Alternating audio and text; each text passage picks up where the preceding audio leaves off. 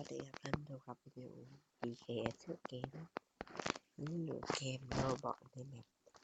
Natural Disaster หรืออาชีพในธรรมชาติกับในตอนที่2นะครับโอเคครับเรากำลังดูอยู่โอเคโอเคอันนี้เป็นบทกดจำเขาเห็นมีแผ่นตะกร้าสีเขียวด้วยก็ช่วง2 สัปดาห์ที่ผ่านมาผมก็ขอโทษด้วยครับวันนี้ผมสอบอยู่โอเคผมกำลังเตรียมตัวหนังสือสอบแล้วผมสอบเสร็จครับผมเลยแล้วผมให้อย่างก็คือมัดวิดีโอไว้แต่ผมไม่สามารถลงได้ครับ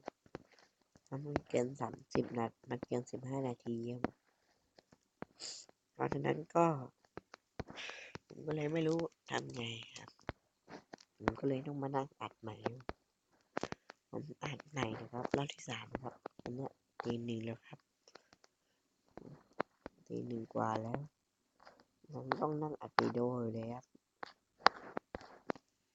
เนื่องจากพรุ่งนี้ไม่ว่างถึงแม้จะสอบเสร็จแต่ก็ไม่ว่างโอเคครับแบบนี้แบบไฮสคูลครับผมเป็นแบบใหม่ยังไม่รู้จักคือแบบอะไรมาดูกันดีกว่าครับโอ้โห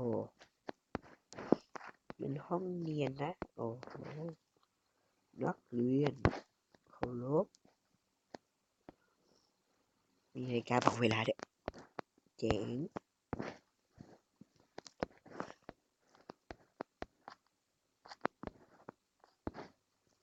โอเค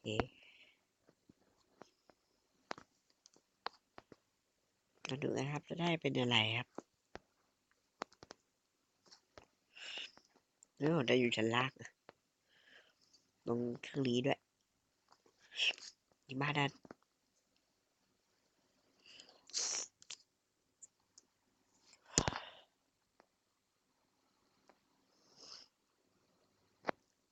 เนี่ย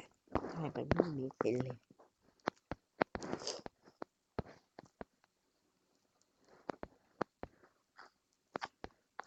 โอเคครับนี่เป็นอุกกาบาตตัวข้างโอ้โหนี่อุกกาบาตเหรออุกกาบาตเหรอครับผมแอบแล้วไอ้พวกกันออกมาอยู่ได้ไงวะ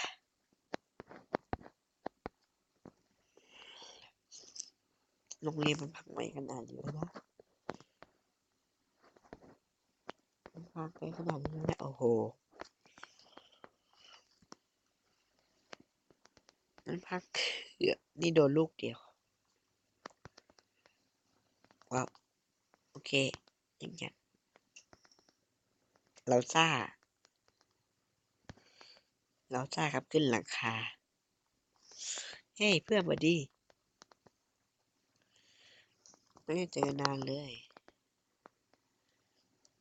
โอ้ดีใจยังมาอยู่บนนี้เอือเอือเลือดแอบแล้วผมแอบด้วยเรียบชื่ออะไรชนะครับผมโอเคครับก็ตาแรกก็ชนะไปแบบชิวๆมาแฮชแชงอะไรกันแถวนี้ครับนี่ผมอัดใหม่ต้องนานเดี๋ยวผมต้องคอยดูเวลาด้วยห้ามเกิน15 นาทีดังนั้นแมปต่อไปครับให้ตะกูครับผมแมปเดิมครับมันดูกันเราจะได้ด่าอะไรกูครับแม่เราจะได้เอาชีวิตรอดเลยดูจากสภาพมาแล้วพายุแน่นอนครับนี่ผมไปแอบก่อน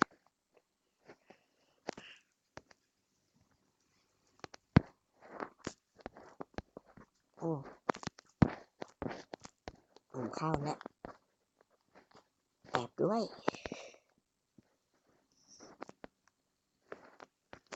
ไม่หวัดดี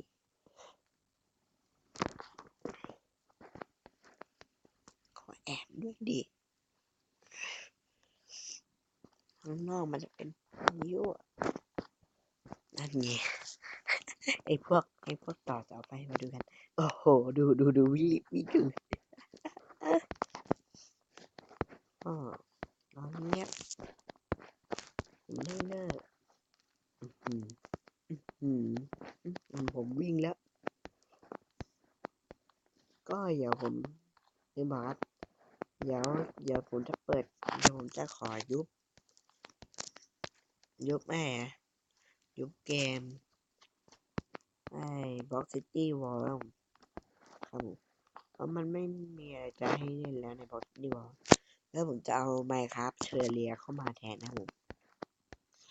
ซึ่งเกมไมค์ครับที่ผมจะเข้าแทนนะครับมันคือเรื่อยๆเอาชีวิตรอดไปเรื่อยๆสร้างโน่นสร้างนี่ส่วนไมค์ครับก็เอาชีวิตรอดเหมือนกันทำอุปกรณ์นู้นอุปกรณ์นี้อุปกรณ์นั้นและอื่นๆแล้วก็จะลุยแมปด้วยครับผมนี่ก็กำหนดการคร่าวๆจะมาแค่นี้ก่อนภายในสองสัปดาห์นี้แล้วก็ช่วงปิดเทอมจะมีมาคามาเยอะเป็นพิเศษก็ตอนนี้ผมพยายามจะหาเกมใหม่ๆมาเล่นครับผมที่ผมพอโหลดใจเครื่องได้ครับครับผมโอ้ทำไมผมไปเดินกลางแดดเนี่ยกลางฝนกดเลยเนี่ยโอ้ชนะครับชิวๆรีเซ็ตคาแรคเตอร์แป๊บ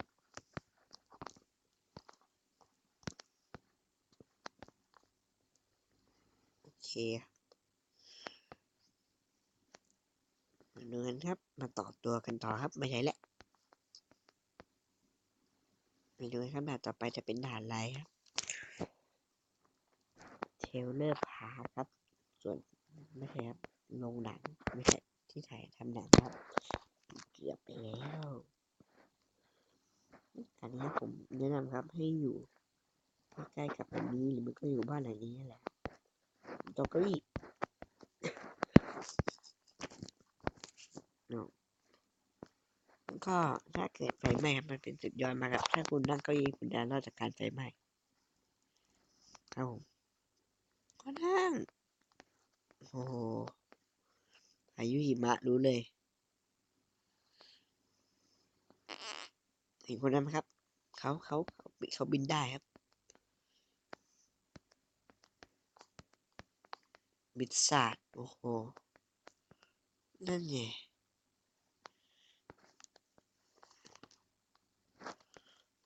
เข้าบ้านแล้วเพื่อมาอบอุ่นนะครับเอ้ยดาวอบอุ่นดูคนนี้แล้วยังด้วยมันอบอุ่นกว่าหรือถ้าไปไกลๆมันจะขึ้นอันนี้แล้วไปข้างนอกมันจะเป็นอย่างนี้แปลว่าหนาวมากครับเพราะนั้นให้พยายามเข้าใกล้หากันเท่าไว้เอา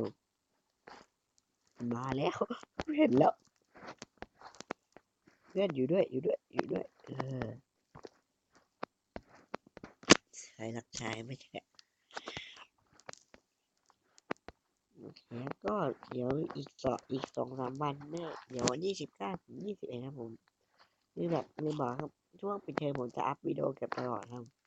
ยกเป็นช่วง19 ถึง 21ครับ19 ถึง 21ผมไปค่ายของ3 4ครับโอเคครับบ้านเริ่มพังครับทำไงดีโอ้ยยิงล้มล้มครับโอ้โหเริ่มหนาวแล้วหนาวหนาวต้องเข้าใกล้ชิดเข้าจากข้างหลังด้วยเพื่อลุกโอเครอดตายเอ้าเย่แบบรอดตายครับหนาวมากเลยมันมีแต่ไม่ใช่เรียนเราไม่ลดเนี่ย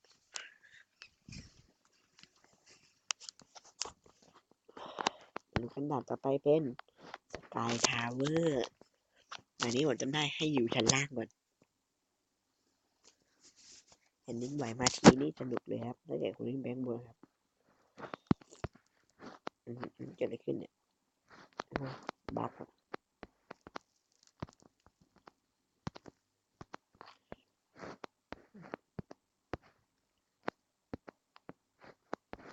โอเคครับมาดูกันมันจะได้อะไร ถ้าผลกดอยู่ง่ายหน่อย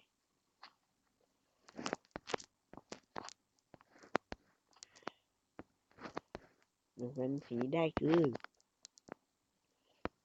ไม่เห็นตรงนี้นะ